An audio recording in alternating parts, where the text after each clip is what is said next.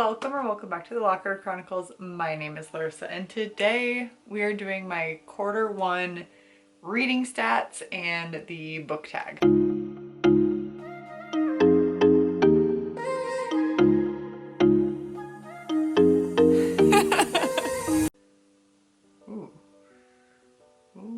Okay, let me play around with the lights here because it's not... Could I get my ring light out? Yeah, I could, but I'm not going to because I'm lazy. Hi! I have some tea. I have my iPad with all the goodies on it, and we're gonna be talking about all of my quarter one stuff. Should I have had this ready? Yeah, I should have. Did I? No, I did not. So quarter one was a very big reading quarter for me. Normally, let's just say this year compared to last year is astounding. Last year's quarter one, I read a total of 16 books, whereas this year, quarter one, I read 25. I like to make graphs in my spare time and play with Excel, so I get a big kick out of doing this. This tea is fantastic. It's chamomile. Like I said, quarter one, I read 25 books. The number of pages that I read this quarter was 9,360. And the format that I read those books are, I usually do 3. So book, audio, and digital are my 3 categories. As you can see by my lovely chart that I hopefully have put up here with my awesome editing skills, I read 17 physical books, which made up 68% of the pie chart, and then 5 audiobooks, which ended up being 20%, and then 3 digital, so on my Kindle books, which was 12%. I thought I read more digital books this quarter, but I didn't. I don't know why I thought that. I think I downloaded a bunch and I never got around to reading them, so that's cool. My author gender sex distribution, I always am heavily female author oriented, and I read 21 female authors. Obviously a few of them are repeat, but that made up 84% of my author gender sex distribution, and male authors were 4. I read 4 of those, and 16% was made up of that. Yay, women. And then as for the genres, I have the romance genre, a general fiction genre. It can be literary, contemporary, just more generalized fiction. Fantasy, historical fiction, young adult, thriller, and nonfiction. So those are the categories that I put things in. There's too many subgenres or I don't know. Those are the ones that I use. For romance, I read 13 romances, which isn't surprising at all. That made up 52% of my reading, which is great. My general fiction was, I read 2 general fictions, which made up 8%. Fantasy, I read 3, which was 12%, which surprises me. Did I put Throne of Glass as fantasy, or did I put them as, oh no, I may have done goofed. Fantasy. Oh, you know what? Okay.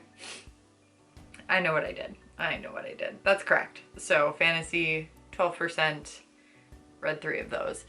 I thought I had put like A Touch of Darkness, that series, as fantasy, but I put it as romance because it is more romance. Back to the chart. I knew what I was doing when I was making this.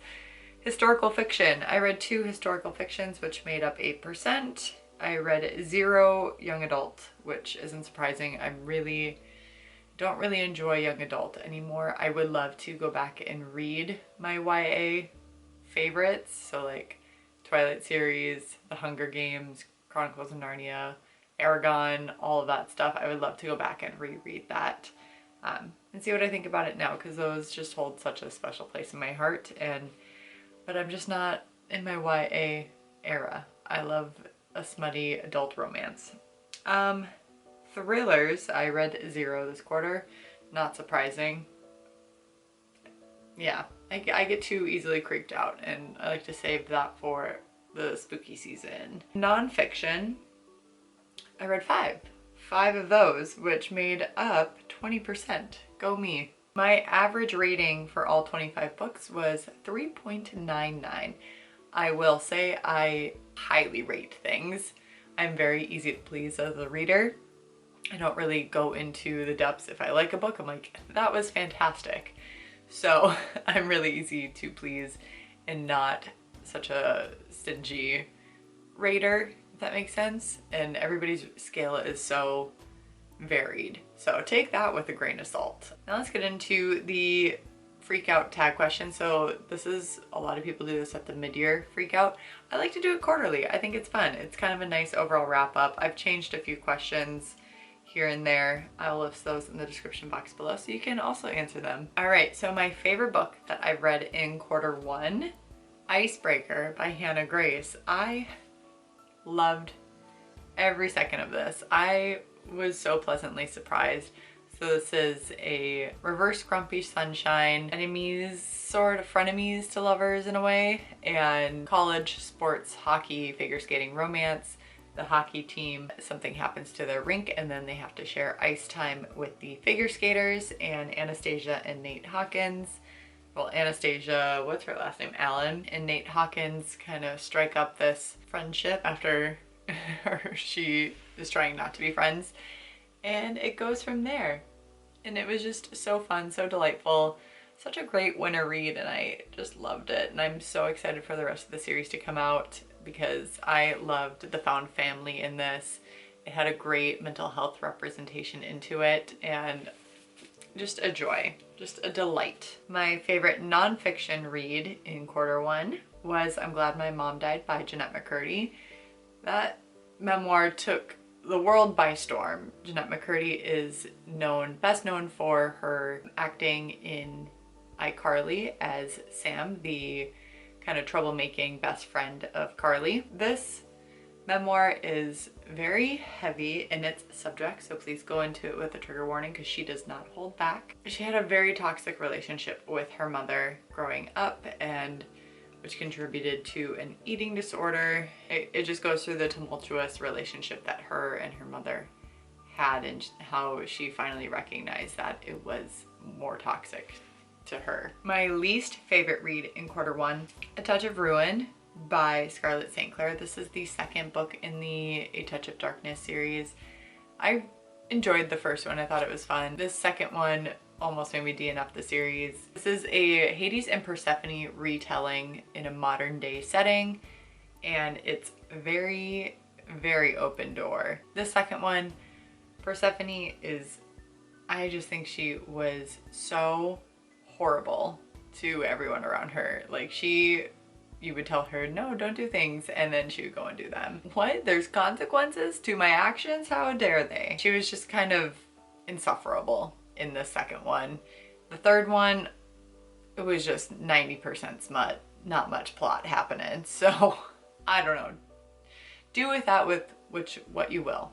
Missing its mark. There's so much potential for this series and it's not hitting it the way it needs to be. The best sequel you've read so far? X's and O's by Amy Lee. It is a standalone sequel to Set on You by Amy Lee, which came out last year. It was so cute. It was so fun. I didn't think I was going to enjoy it as much as I did, and I'm so happy that I loved it. It was just a light, fluffy read. Forced proximity, friends to lovers, romance, and the main character, she is a part-time bookstagrammer, book talk influencer. I really enjoyed how cheesy it was. Set on You I thought was okay. I thought it was really cringy with the blog posts in there, and I thought the transcripts from the videos in X's and O's was done a lot better. The biggest surprise in quarter 1 was Dating Dr. Dill by Nisha Sharma. I loved this book. I'm so upset that I did not read it sooner, and this is about Karina, and she would love to find love, and she's 30,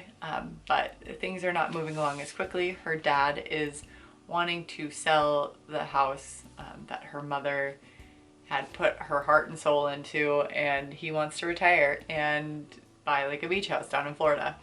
But Karina really wants this house, and the only way that she can get it to afford the down payment is if she is engaged, because her father has set aside money for either a wedding or down payment on a house.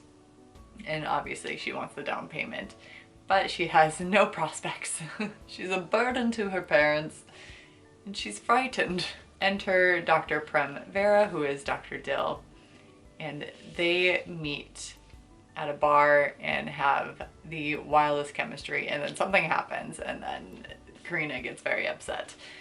And then it's kind of like an enemies to lovers. Dr. Dill, Prem, he needs funding for a underserved population clinic that he's trying to open up. And it looks really good to investors to have someone who is in love and like not a flight risk, essentially.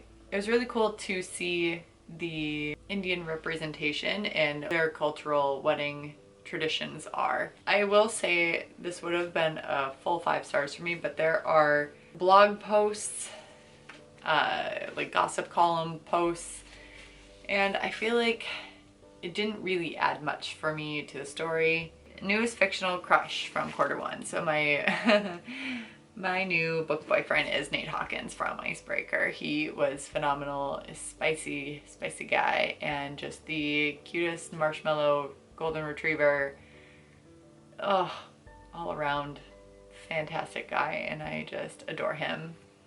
And I want him to please be my boyfriend. A book that made you cry in Q1. I don't remember crying. I probably did, but I don't recall crying at any book.